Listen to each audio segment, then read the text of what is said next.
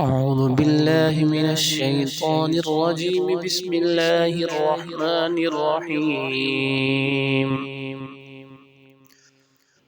سبحان الذي أسرى بعبده ليلا من المسجد الحرام إلى المسجد الأقصى الذي باركنا حوله لنريه من آياتنا إنه هو السميع البصير.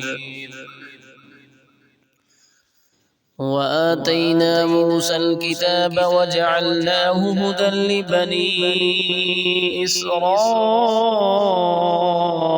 ألا تتخذوا من دوني وكيلا ذرية من حملنا مع نوح إنه كان عبدا شكورا. وقضينا إلى بني إسرائيل في الكتاب لتفسدن في الأرض مرتين ولتعلن علوا كبيرا. فإذا جاء وعد أولاهما بعثنا عليكم عبادا لنا أولي بأس شديد فجاسوا خلال الديار وكان وعدا مفعولا.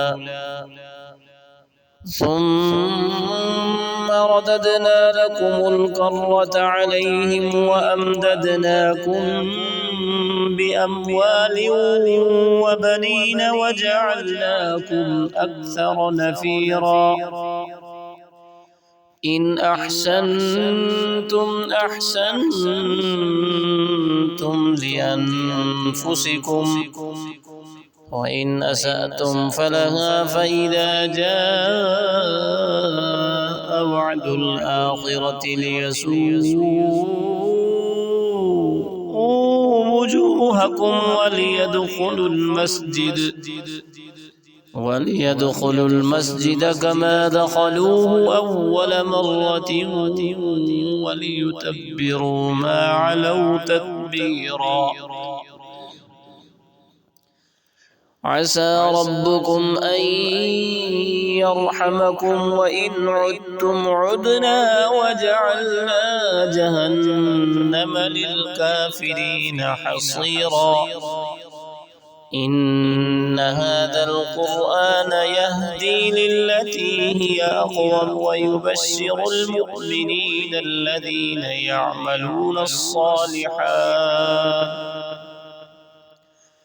يعملون الصالحات أن لهم أجرا كبيرا.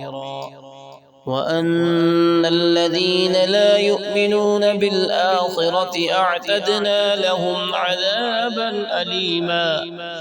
ويدعو الإنسان بالشر دعاءه بالخير وكان الإنسان عجولا. وجعلنا الليل والنهار آيتين فمحونا آية الليل وجعلنا آية النهار مبصرة لتبتغوا فضلا من ربكم ولتعلموا عدد السنين والحساب وكل شيء فصلناه تفصيلا.